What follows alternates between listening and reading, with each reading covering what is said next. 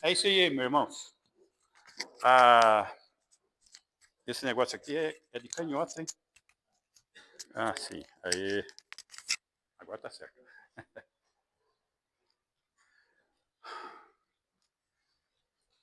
O nosso tema, ele fala desse encorajamento. O encorajamento que todos nós precisamos a cada dia. Estarmos nos apropriando, tomando posse dessas promessas. Para tomar posse, precisa fé, precisa dependência, precisa crer.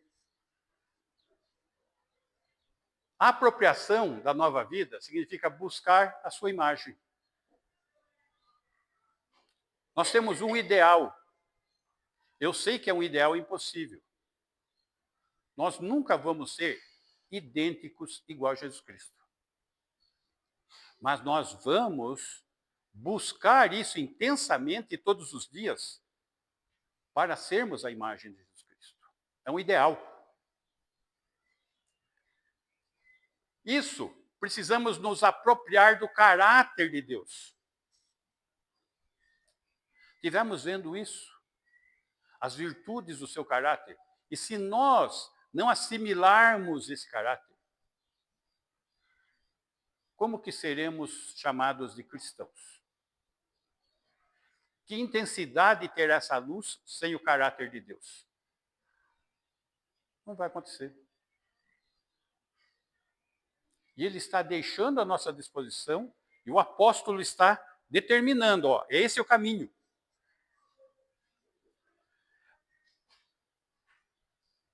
E resultados de crescimento devem aparecer, em especial frutificando. Precisamos dar frutos. Com isso, nós concluímos a primeira parte, apropriar-se da provisão de Deus, que vai até o versículo 11 do capítulo 1. Hoje nós vamos começar a segunda parte, apegar-se na provisão de Deus. Nossa, aqui é apropriar-se, tomar posse. Agora ele vai falar de apegar-se firmemente nessa provisão de Deus. E nós vamos trabalhar hoje do versículo 12 ao 15, aonde a palavra-chave vai ser lembrar. Lembrar para não entorpecer. Entorpecer, entorpecente. Muitas vezes nós ficamos com a mente entorpecida quanto às coisas de Deus. Parece que nós nos acostumamos à verdade da palavra. Nos acostumamos com a comunhão da igreja, com a comunhão com Deus, com as coisas, e parece que não tem mais efeito na nossa vida. Parece que a nossa vida fica entorpecida. Então, esta é a questão que nós vamos trabalhar hoje. Nós precisamos nos apegar a essa provisão. Muito bem. Por esta razão, sempre estarei pronto para trazer-vos lembrados, ó verbo, acerca destas coisas, embora estejais certos da verdade já presente convosco e nela confirmados. Muito bem. Deus, ele deseja nos capacitar. E essa capacitação se dá pelo conhecimento dele. Conhecimento íntimo, conhecimento pessoal, por meio de Jesus Cristo. Este conhecimento pleno exige duas coisas: apropriar-se da provisão de Deus. Segunda coisa, apegar-se na provisão de Deus. Os crentes, do versículo 12 ao 15, que nós vamos ver hoje, eles estão confirmados na verdade. Se você crê, se você é nascido de novo, você está confirmado na verdade. Mas não pode perder o foco. O foco nesta verdade. Porque precisamos conservar a lembrança de tudo. Da onde você foi resgatado. A verdade que você tem conhecido. após cada leitura da palavra de Deus? O entendimento que você tem hoje não tinha outrora? Isso não pode perder o foco. Porque se você perder o foco, você está entorpecido. A sua mente você está longe, não grava, não pratica, nem lembra das coisas. E essa questão que o apóstolo está chamando a atenção dos crentes, nesse ponto. E ele começa por esta razão. Por essa razão é um conector. Está conectando a primeira parte. A primeira parte fala, então, de encorajar o quê? A apropriação da nova vida, da vida nova em Cristo. Para que vos torneis participantes da natureza divina, como vimos. O Senhor deu um novo nascimento. O Senhor deu do seu Espírito para nos selar. O Senhor deu das suas promessas para nos alimentar e orientar a nossa fé. E é essa questão, se você tomar posse disso, você vai começar a andar numa direção, à imagem de Jesus Cristo, seguindo os seus passos, sendo um discípulo em plena comunhão com Ele, incorporando as virtudes do seu caráter no estilo de vida. Um estilo de vida que deve ser frutífero, confirmando a vocação e a eleição no reino eterno. Como vimos até aqui. Por esta razão, sempre estarei pronto. Sempre estarei pronto. Sempre estar pronto envolve o quê? Obediência, prontidão, ação, uma fé ativa, não uma fé passiva, não uma fé entorpecida, mas ativa, com ação. Ou seja, isso envolve essencialmente o quê? A obediência. A obediência.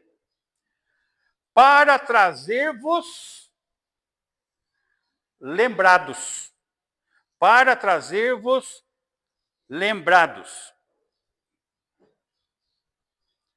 Embora estivessem certos da verdade.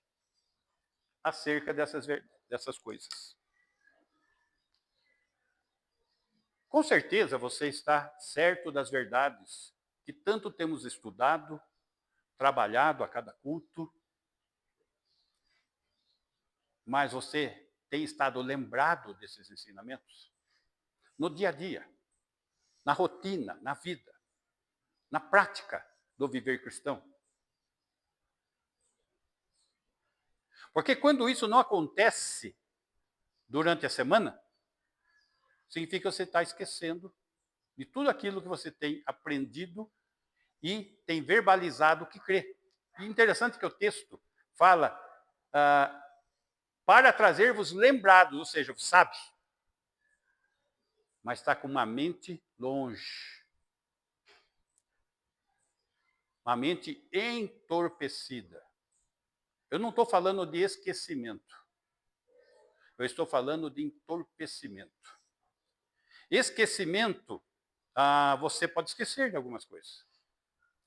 Entorpecimento é quando você está como drogado, desligado do mundo. Com aquele olhar vago, parece que está pensando no nada. Isso pode acontecer espiritualmente. E é essa questão que está em jogo aqui no nosso texto, onde o apóstolo está falando que precisamos sempre trazer essa verdade conosco. Na prática. Porque essa situação sempre nos rodeia. Por isso que a verdade tem que ser repetida. Note, irmãos, eu tenho anotado a sequência. Isso me ajuda? Me ajuda. E vocês perceberam que todo o início eu relembro. Por quê? Porque precisa repetir. Repetir e repetir para entrar na cabeça. Então não é exercício só para mim, como expositor da palavra de Deus. É um exercício para todos nós, para assimilar essa palavra. Então, quando nós falamos, o que fala, qual assunto de 2 Pedro? Encorajamento para nos apropriarmos da vida nova. Porque aí, por aí, a apostasia está derramada. E essa apostasia não é só uma apostasia no sentido, o mundo lá fora, não. Apostasia dos crentes. Aposteme, desvio da verdade.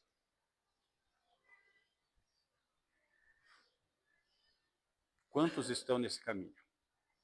Quantos estão nesse desvio? Conscientemente estão nesses desvios. Eu estava pensando um pouco ontem e pensei comigo, puxa vida, lá em Jundiaí, quando eu estava lá, passaram-se mais ou menos 300 pessoas na igreja.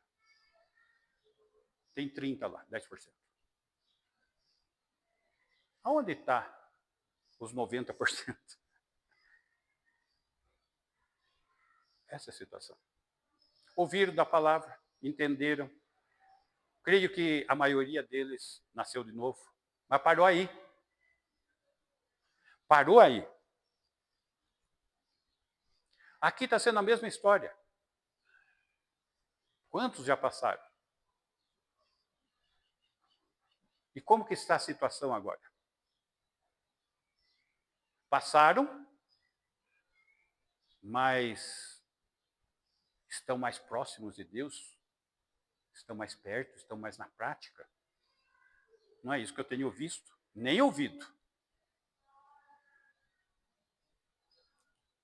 Falei logo no início, o diabo está peneirando. Ele está peneirando. Constantemente eu tenho avisado, cuidado, pessoal. E ele está atacando, em especial, família, casamento. É o ataque principal dele.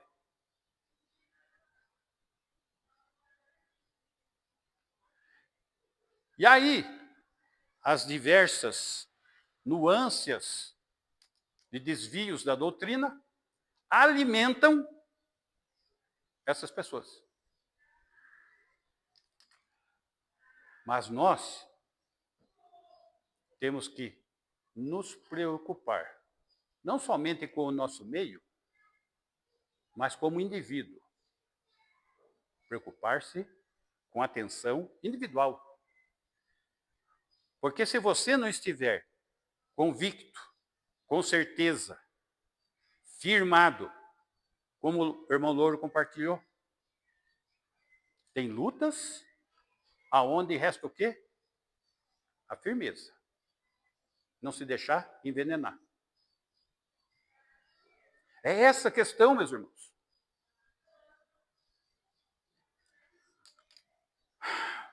Versículo 13. Também considero justo, enquanto estou neste tabernáculo, despertar-vos com essas lembranças. De novo, a palavra lembrar. Essa é a palavra-chave desses versículos. Também considero justo. Poderia ser traduzido também, é a coisa certa a fazer. Qual que é a coisa certa a fazer? Ter discernimento, enxergar qual que é a coisa certa a fazer. Não perder o foco, qual a coisa certa a fazer. E é isso que o apóstolo está focando. Qual é a coisa certa a fazer? Enquanto estou nesse tabernáculo. Tabernáculo ou tenda.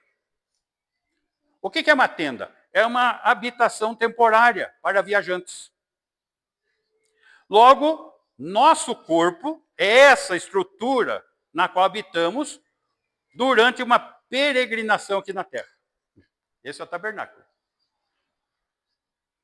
Lembra de Abraão, Isaac, Jacó? Eles entendiam tanto essa questão que nunca fizeram casa para si. Você melhor entenda. Aqui estavam peregrinos, estavam de viagem. E se nós não tivermos essa consciência, nós vamos perder o foco. Porque muitas vezes a gente fica tão focado nas coisas daqui, que parece que a eternidade é aqui e não é com o Senhor no céu. A gente perde o foco nas coisas celestiais. E fica, não, eu sou espiritual, mas o seu dia a dia é terreno, é mundano, é material, é preso às coisas daqui. Ah, mas vai largar aqui? Não, não é isso que eu estou falando. Eu estou falando de prioridade. Existe uma prioridade a ser seguida. E a prioridade são as coisas lá do alto. Essa tem que ser a nossa perspectiva. Porque se não for, o que fala lá em Coríntios? Seremos as pessoas mais infelizes do mundo, se ficarmos focados só aqui. Que fé é essa? Que vida cristã é essa?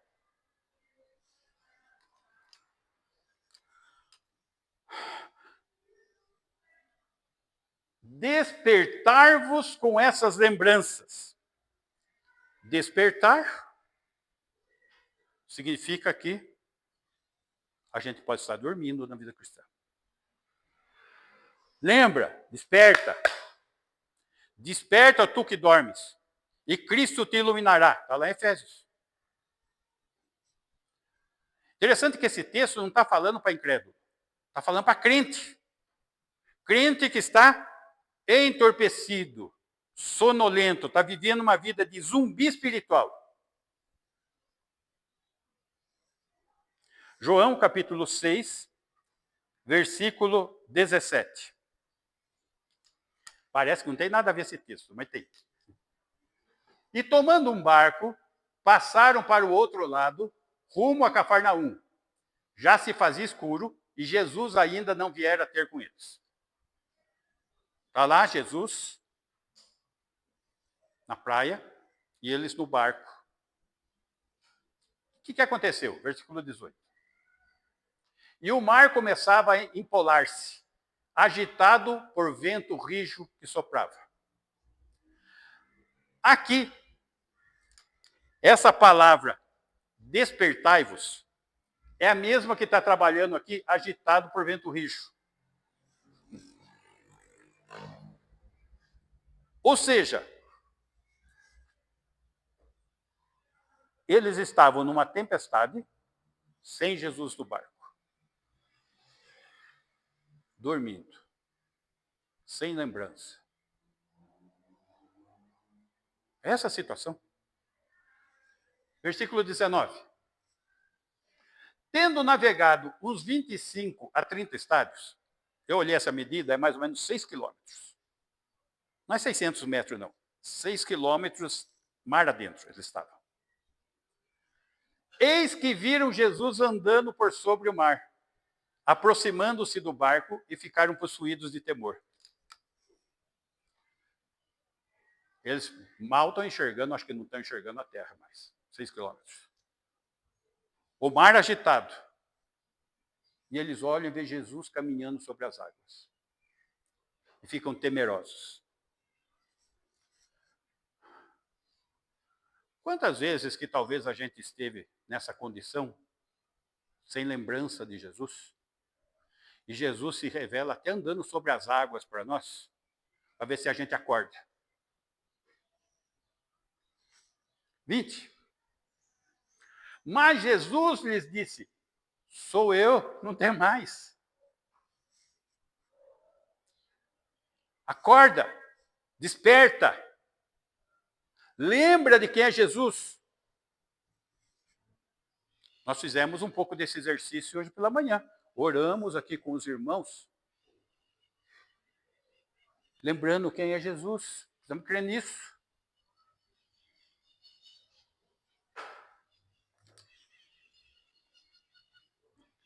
Então, ao se aproximar do fim da sua vida, o apóstolo considerou apropriado alertá-los quanto ao perigo de entorpecer espiritual.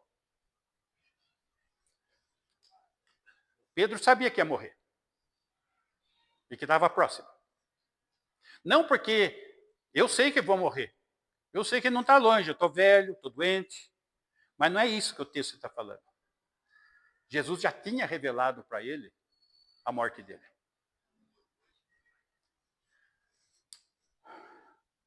Então, nós vimos uma primeira motivação no ministério. A nossa igreja é um ministério. É a obediência a Cristo. Primeira motivação que nós devemos ter, obediência a Cristo. O Criador, Senhor da igreja, é aquele que edifica a igreja. É aquele que é o Filho de Deus. E nós somos o quê? Pecadores, falíveis. Pastores vão, pastores vêm.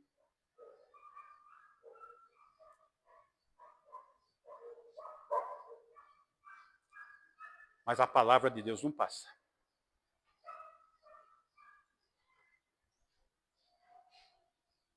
Esse pastor vai qualquer hora. Espero que logo. Mas espero que a palavra seja lembrada e tenha ficado. Essa é a questão. A nossa esperança tem que estar lá, não aqui. Segunda motivação. Para o ministério, é a coisa certa a fazer. Ou seja, despertar-vos com essas lembranças, para não entorpecer espiritualmente. Isso nos leva à terceira motivação. A motivação de seguir a Cristo. Versículo 14. Certo de que estou prestes a deixar meu tabernáculo, como efetivamente nosso Senhor Jesus me revelou. Então, Pedro sabia que estava chegando a hora dele. João, capítulo 21, versículo 15. Aí a gente vai entender um pouquinho do contexto do que está acontecendo. João 15, versículo 20. Não, inverti. João 21, versículo 15. Desculpa. 21, versículo 15. Isso. Observe só.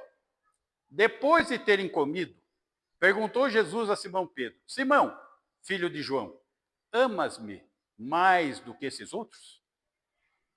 Então, os outros apóstolos ali, Jesus olha para Pedro.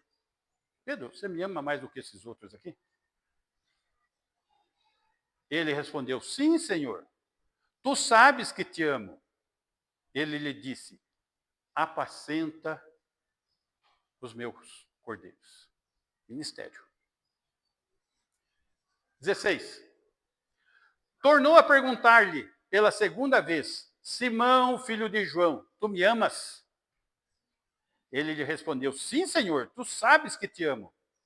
Disse-lhe Jesus: pastoreia as minhas ovelhas. Ó foco. Corpo de Cristo, ministério. 17. Pela terceira vez, Jesus lhe perguntou: Simão, filho de João, tu me amas? Pedro entristeceu-se por ele lhe ter dito pela terceira vez: tu me amas? E respondeu-lhe: Senhor, tu sabes todas as coisas, tu sabes que eu te amo. Jesus lhe disse: apacenta as minhas ovelhas. 18. Em verdade te digo que quando eras mais moço, ó a revelação profética aqui, tu te cingias a ti mesmo e andavas por onde querias. Quando, porém, fores velho, estenderás as mãos e outro te cingirá e te levará para onde não queres. Jesus está profetizando a morte dele. 19. Dito isto, para significar com que gênero de morte Pedro havia de glorificar a Deus. Note, a morte para glorificar a Deus. Depois de assim falar, acrescentou-lhe: segue-me, apacenta as minhas ovelhas, segue-me.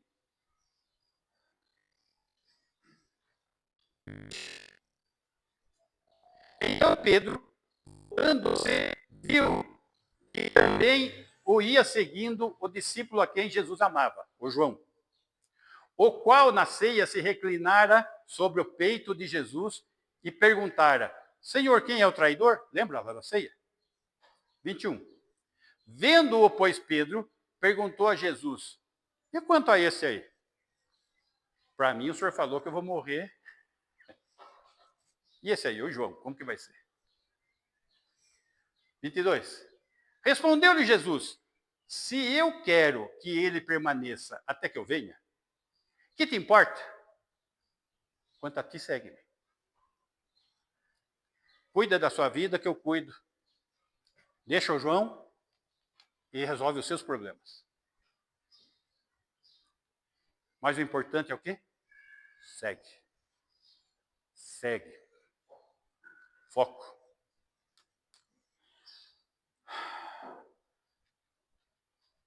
Então, percebam só a ênfase do texto.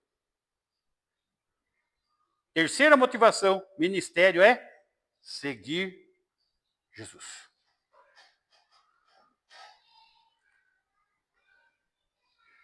Ovelhas somos nós. E temos que seguir Jesus. Versículo 15. Mas, de minha parte, esforçar-me-ei diligentemente por fazer que, a todo tempo, mesmo depois da minha partida, conserveis lembrança de tudo. Ó, o verbo de novo. Lembrança. Esse termo, esforçar-me-ei diligentemente, é o mesmo termo que foi usado no versículo 5 e no versículo 10. Vamos relembrar isso. Versículo 5. Aí. Por isso mesmo, vós, reunindo toda a vossa diligência, associai com a vossa fé a virtude, com a virtude o conhecimento. Versículo 10. Por isso, irmãos, procurai com diligência, cada vez maior, confirmar a vossa vocação e eleição, porquanto, procedendo assim, não tropeçareis em tempo algum.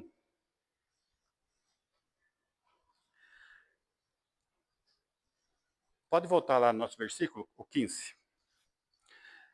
Então, esforçar-me-ei diligentemente significa apressar-se em fazer algo, ser zeloso em fazê-lo. Precisamos cumprir nossas responsabilidades espirituais antes que seja tarde. A tendência de acostumar-se com a verdade e deixar de dar valor à verdade. Por isso o texto chama atenção para conserveis lembrança de tudo. Essas lembranças que são citadas no versículo 12, no versículo 13, no versículo 15, trazer-vos lembrados, essas lembranças, conserveis lembrança.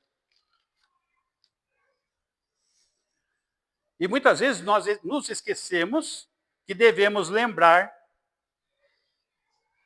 e lembramos o que não devemos esquecer. Esquecemos o que devemos lembrar. E lembramos o que devia ter esquecido. Note, tudo aqui na mente. O pecado nasce na mente. A santidade também. Transformai-vos pela renovação da vossa mente. Precisamos cuidar da mente. Sabe qual sentimento que o crente pecador tem? Eu não sei se sou só eu. Se sou só eu, está lamentável isso. Mas eu acho que vocês também não são. Ah, tem pecado que você comete na sua mente porque ninguém está vendo. Mas Deus está vendo. A transformação tem que ser na mente. Mesmo depois da minha partida,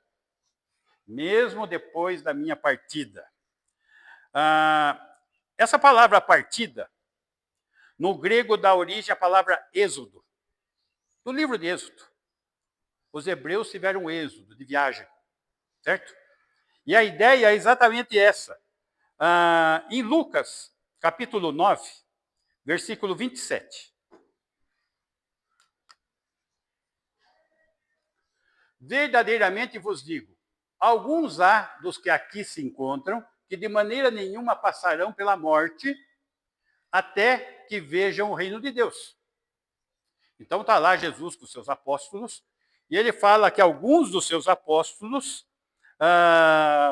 não vão morrer antes de ver o reino de Deus.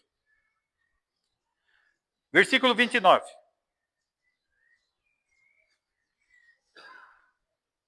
E aconteceu que, enquanto ele orava, a aparência do seu rosto se transfigurou e as suas vestes resplandeceram de brancura. Jesus no monte da transfiguração. Pedro, Tiago e João estão com ele. São esses três que ele falou que não iria morrer se antes ver o reino. Jesus é o rei. E ele se transfigurou. Essa palavra transfiguração dá a ideia que Jesus externou visivelmente aquilo que estava dentro de si, a glória. Assim como vai ser na segunda vinda, que ele vai estabelecer o reino prometido, reino terreno messiânico, prometido a Abraão, que vai se cumprir sobre a nação de Israel.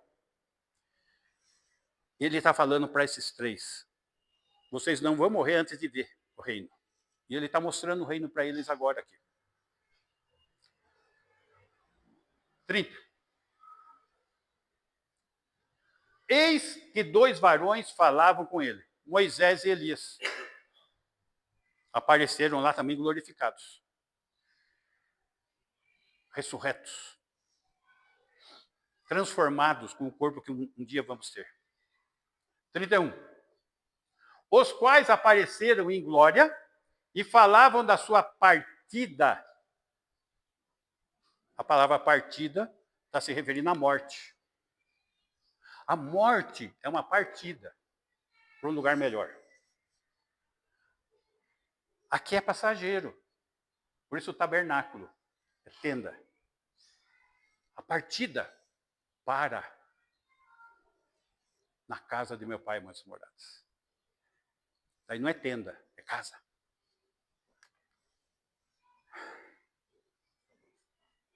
Que ele estava para cumprir em Jerusalém.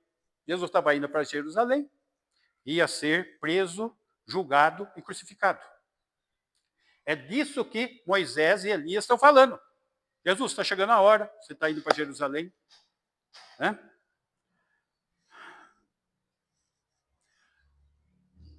Então, na transfiguração, nós temos uma miniatura do reino vindouro, desse reino vindouro aqui. Vamos entender como que é essa miniatura. O Senhor Jesus na glória, vindo à terra na sua segunda vinda. Está ali. Moisés glorificado, representando os que passaram pela morte, aguardando o reino. Todos que morreram antes da igreja, no que eles criam? Na pregação de João Batista: arrependei-vos porque é chegado o reino dos céus.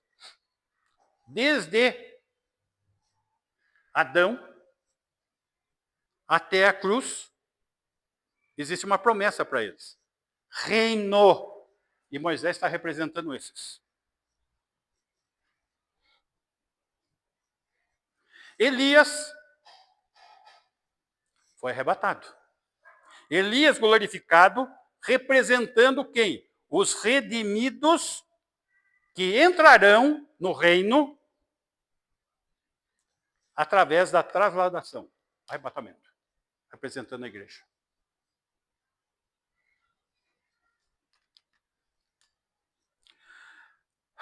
E Pedro, Tiago e João? Estão na carne, não estão glorificados. Eles estão representando quem? Israel na carne, recebendo o reino que vai ser estabelecido pelo Senhor na sua segunda vinda, que é o reino milenar. E lá embaixo do Monte Hermon, existe uma multidão ao pé do monte, que representam as nações, que serão introduzidas no estabelecimento desse reino.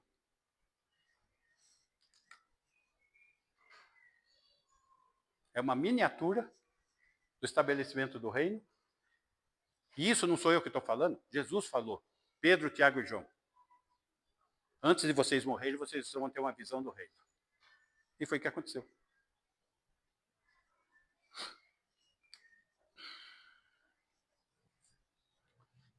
O fato é o seguinte, meus irmãos. Precisamos nos apegar à provisão que Deus nos dá. E lembrar para não entorpecer. Sermos crentes ativos, não só vivificados, mas avivados, olho aberto, atentos, entendendo, discernindo, lembrando das promessas do Senhor, apropriando-se disso, porque se a gente não se apropriar, as circunstâncias, as dores, as aflições desta vida vão aniquilar a nossa vida. Porque a nossa mente, por sermos carnais, ela é muito carnal. Ela fica muito presa aqui. E se não tivermos uma esperança no Senhor Jesus, vamos ficar abatidos. Não vamos resistir. Muitos desistem da fé. Muitos caem da fé. Mas o apóstolo Pedro está dando um encorajamento para tomarmos posse de tudo aquilo que o Senhor nos dá e representa e é, para que possamos nos apropriar da vitória que Ele tem. Ele é mais que vencedor. E que possamos ter vitória no mundo hostil, no mundo que jaz no maligno, onde o príncipe desse mundo, Satanás, impera, e aonde a multidão de pessoas são filhos do diabo. Nós somos estrangeiros, peregrinos, embaixadores de Cristo, cidadãos dos céus. Que possamos viver essa fé com essa consciência. Que o Senhor nos ajude. Amém. Vamos ficar em pé, vamos orar?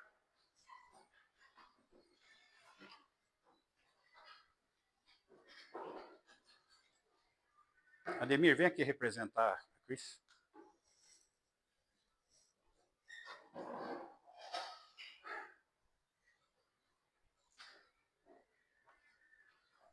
Oremos. Senhor, agradecemos porque o Senhor nos ama, o Senhor nos resgatou e o Senhor oferece tudo o que é necessário para sermos mais que vencedores nesse mundo. O Senhor concede a nós as suas virtudes para que possamos ter o seu caráter, possamos nos apropriarmos da tua santidade e possamos viver para o louvor da sua glória. Agradecemos pela vida da Cristina, que tu possa estar sendo com ela, que tu possa estar trabalhando nessa cirurgia, restaurando ela e trazendo ela ao nosso convívio brevemente. Agradecidos por tudo isso, clamamos pela nossa igreja, porque a luta tem sido grande, mas o Senhor é mais que vencedor, que possamos nos apropriar dessa vitória. Assim oramos no nome de Jesus, o Senhor. Amém. Que o amor de Deus, o Pai, amor demonstrado na entrega do seu Filho, o Senhor Jesus Cristo, que tem derramado superabundante graça, Senhor, sobre as nossas vidas a cada dia, e tem se feito presente em nós, na pessoa de Deus, o Espírito Santo, de maneira a nos conduzir à tua presença até o dia de nos encontrarmos. Que assim seja com a tua igreja, hoje e sempre. Amém. Amém. Irmãos.